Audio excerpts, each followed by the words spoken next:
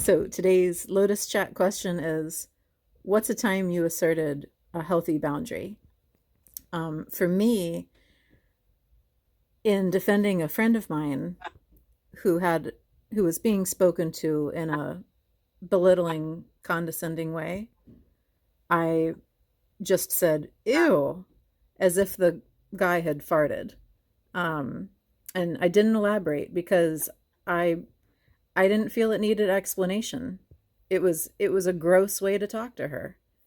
And the other example was um, we saw a woman wad up some trash and she was going to toss it in the woods.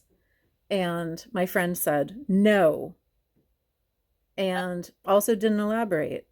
And I liked that a lot because, we're not trying to get in a debate with a stranger about um, is it okay for you to uh, trash the environment, or anything like that.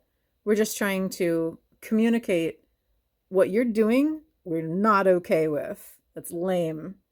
And message received. I don't think that she was confused about our opinion. What about you, Jazzy? Hmm. Let's see. Boundaries. I loved being able to exercise my boundaries. So lately, it's been about setting boundaries with my time and my energy. So there'd be, you know, just letting people know. I used to be such a yes man or yes woman to allowing allowing myself to be that the pillar when I'm very weak, no matter what. And although I see how great it could be to be very selfless, but I learned to create like that selfishness actually isn't a bad thing. So needing to preserve myself and set like a limit to things, and whether it be to the invitations, like saying no is totally okay. So my I'm grateful to be able to now implicate boundaries when it comes to like saying no, just saying no when it comes to going out, or like not having that phone call, or um, just being truthful with myself in that way. So, what about you, Miss Jen?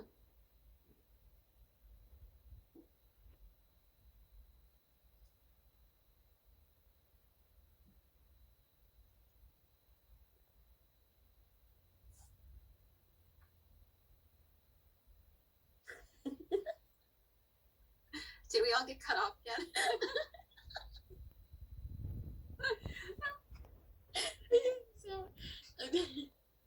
So, what about you?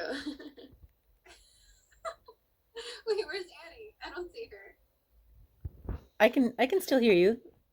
Okay, Have you ever enforced a healthy boundary? yes, I will have to say that, and I really hope that the connection does not drop again. Well, I would say the time that I enforced a healthy boundary would have to be going back quite a few years, where I had just started a new relationship. It was so new, so fresh, that I really got into the whole love aspect of it all. That became the whole meaning, the whole mission behind us being together. To so much to the point where we wanted to take it to the next level, and we thought about our future and getting married and everything. I mean, this was the one. I thought it was the one. Um, as things progressed, I did notice certain things that others noticed, funny enough, where they asked me, like, Jen, is it okay for him to talk to you like that?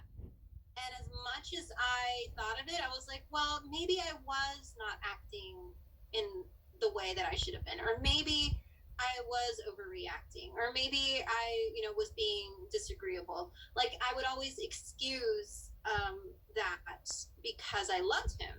Um, so long story short, as things got closer and closer to us, tying the knot, I started thinking to myself, what would life be like with this person 20, 30, 40 years down the line?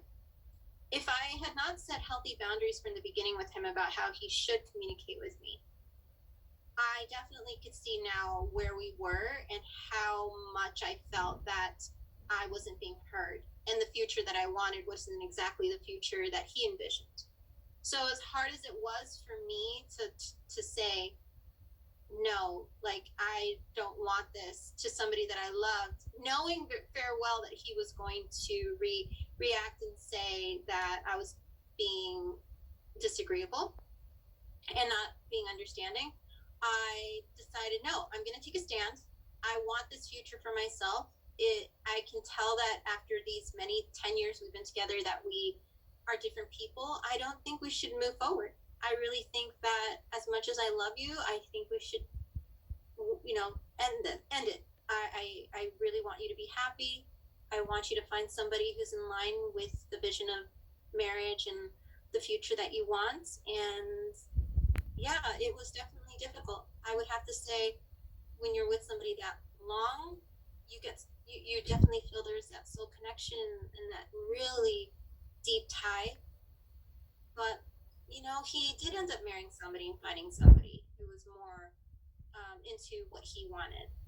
And looking back now, I'm like, if I had made that step without standing up for myself and saying, no, I think we should end this because we're different people now, I would have lost my voice. And that is never in any relationship something that you should ever do. Never lose your voice in a relationship. So always set those healthy boundaries. I love that. I totally connect with that so much. That is something that I wish I would have implemented in my last relationship where I actually did get married. But I gave permission to that behavior for so long that my unconditional love for him um seemed like that meant more, and keeping the peace meant more than to actually utilize my voice. So finally, when I realized that like all the sweeping under the rug of things, those issues were never really resolved. It was eating away at me, and I would start to lose myself, and I felt like my self respect was just depleting. So um, it wasn't until actually just recently that I decided that I would no longer tolerate that. And that's something that I find to be so healthy. Um, it felt very liberating to finally like put my foot down and stand up. And this is not what I'm going to accept anymore for my life. This isn't what my daughter should see. And although I have so much love for him and I pictured what I pictured in the beginning, it doesn't mean that we can't redirect who we are as co-partners and with my healthy boundaries. So yeah, I Yeah. feel that one. That's And beautiful. in that line, I definitely want to say that I do still have a lot of, love for the people in my past, including my ex fiance. And I really feel like experiences just prepare us for better things in the future. And we can definitely, there's a lot to learn. So, yeah, I just want to add that in there. Yeah, No doubt. Yeah, in my experience, love without any boundaries isn't real love yet. Isn't yet love. right. Thanks, ladies. It needs to evolve. So, healthy boundaries, enforcing healthy boundaries, to be honest, it's not my forte. But recently, as I was practicing connection calls, I realized one of the reasons that I don't, or rather give myself a lot of excuses for not doing connection calls, is because I feel obligated to want to keep in touch with my friends. So a recent example of how I set healthy boundaries was that I connected with a really dear friend that I haven't spoken to for 2 years. I made peace with her and I connected with her. It was her birthday and I wished her happy birthday, and I clearly draw a boundary that I am not ready to hang out with her, but I just want to wish her happy birthday and I just wanted to clear space. So that is one of the examples that I recently draw healthy boundaries.